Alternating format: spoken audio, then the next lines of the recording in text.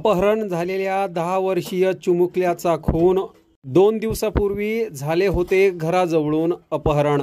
चिखली तालुक्यातील अंबाशी येथील 10 वर्षीय अरहान शेख हारून या चिमुकल्याचा घराजवळ खेळत असताना 2 दिवसापूर्वी अपहरण झाले होते। दरम्यान त्याचा शोध घेतला असता अरहान आढळून न आल्याने पोलिसात तक्रार देण्यात आली।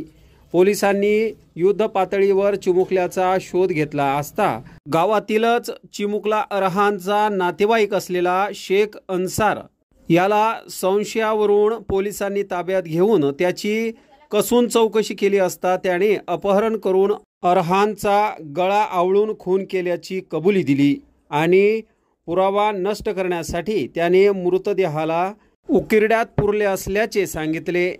पोलिसांनी अरहानचा मृतदेह रात्रीच उकिरड्यातून काढून त्या मृतदेहाला ताब्यात घेतले।